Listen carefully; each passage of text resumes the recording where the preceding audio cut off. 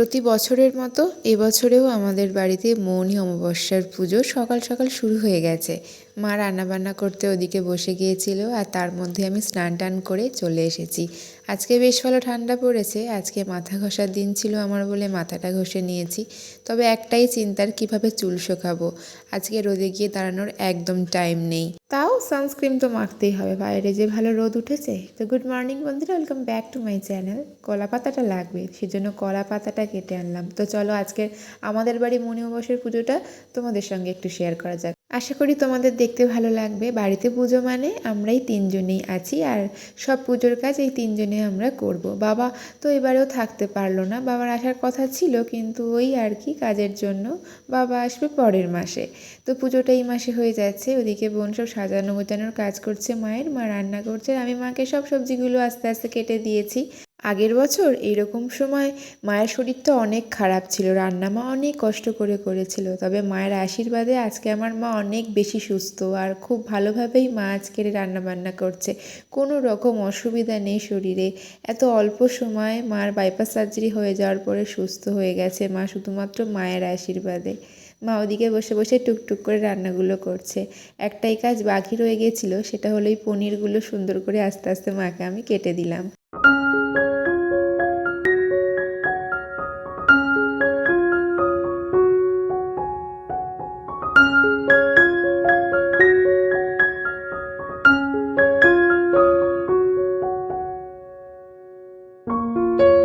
মায়ের ভোগ তরকারি রান্না করা মানে যতগুলোই পদ হোক না কেন, সেগুলো বসে বসে রান্না করতে খুব ভালো লাগে।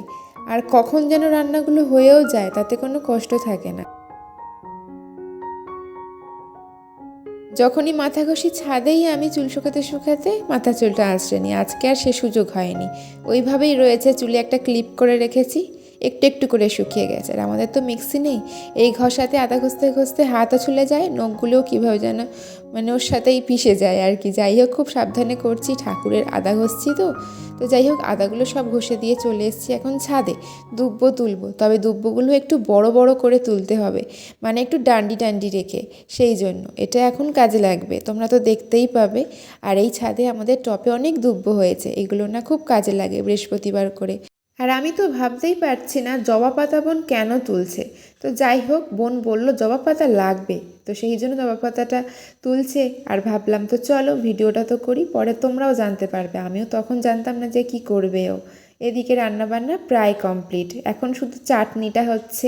আর ওদিকে তো পনির দিয়ে আর ফুলকপি দিয়ে নতুনত্ব একটা ভোগ এবছরে মায়ের জন্য রান্না করা হয়েছে। প্রতি বছর মাকে তো অন্নভোগ দিই, আর অন্নভোগে সব সময় বাসমতি রাইসটাই আনা হয়, কারণ এটাতে খুব ভালো ভাত হয় আর খুব লম্বা লম্বা হয়। এটা ভোগে সাজাতেও খুব সুন্দর লাগে। এমনিতেও তো বাসমতি রাইসটা একদম ফ্রেশ থাকে, বেশি ধুতে হয় না। তো ওই মাকে ধুয়ে দিলাম অল্প করে একদম। আর এখন খিচুড়িটা বসিয়ে দেওয়া হয়েছে, এটাই সব থেকে বড় কাজ আর কি, কারণ খিচুড়িটা একটু বেশি পরিমাণে হয়ে থাকে, একটু বড় হাঁড়িতে হয়ে থাকে, অনেকটা পরিমাণ জলও লাগে। আর এই খিচুড়ি হতে অনেকটা টাইম লাগে, যেহেতু বড় হাঁড়িতে হয় তো অনেকটা চাল ডাল জল, তো ওগুলো হতে হতে টাইম লাগবেই স্বাভাবিক। এদিকে ভালো করে আমি জায়গাটা পরিষ্কার করে মুছে দিয়েছি, কারণ খিচুড়িটা হয়ে গেলেই আমরা ভোগ লাগাবো। এখন শুধু ফল প্রসাদ কাটার পালা।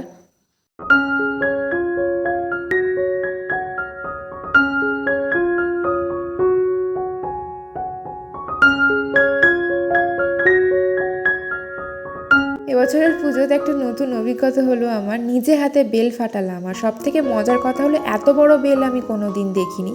তো যাই হোক, অনেক ঠুকে ঠাকে আমি এটাকে ফাটিয়েছি, কারণ মাকে একটু বেল দেব, একটু দিতে পারলেই হবে, তাই একটুখানি ফাটিয়ে তুলে নিয়েছি। আর যে বলেছিলাম জবা পাতা দিয়ে বোন সুন্দর করে ডেকোরেশন করবে এই থালাটার উপরে, কারণ এখানেও মাকে রাখবে। তো সেই জন্য জবা পাতা দিয়ে সুন্দর করে সাজাবে, তার উপরে দুব্বো দিয়ে। তো দেখতে থাকো তোমরা কিভাবে সাজাচ্ছে।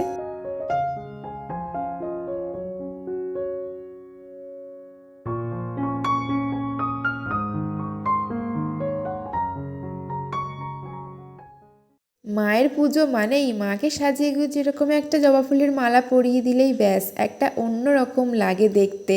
আর এরকম সাজানোর পরে সত্যি মানে আর মার থেকে চোখ ফেরানোই যায় না। আর আজকের দিনেও সেই বড় বড় জবা ফুলগুলো ফুটেছে একদম হলুদ কালারের, দেখতে পেলে তোমরা। ওদিকে খিচুড়ি কিন্তু ফুটে গেছে, সব রান্না বান্না একদম কমপ্লিট। এবারে শুধু মাকে ভোগ লাগাতে হবে। তখন বাজছে প্রায় 3:30 মতন। এখন আমি ভোগগুলো বেড়ে নেব আস্তে আস্তে। আর আজকের কী কী রান্না হয়েছে একটু তোমাদের সাথে শেয়ার করে দিই।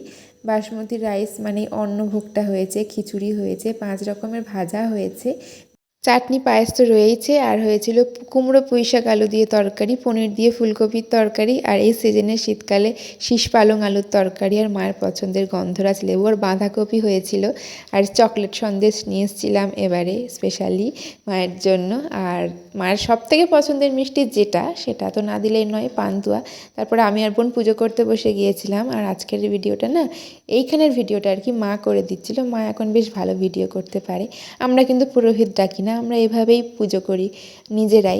একদম ছোট্ট ভিডিওর মাধ্যমে তোমাদের সাথে আমাদের বাড়ির পুজোটা শেয়ার করলাম। আমাদের বাড়ির মাকে কেমন লাগছে দেখতে অবশ্যই কমেন্টে জানিও। দেখা হচ্ছে তোমাদের সঙ্গে আবার একটি নতুন কোনো ভিডিওর সাথে।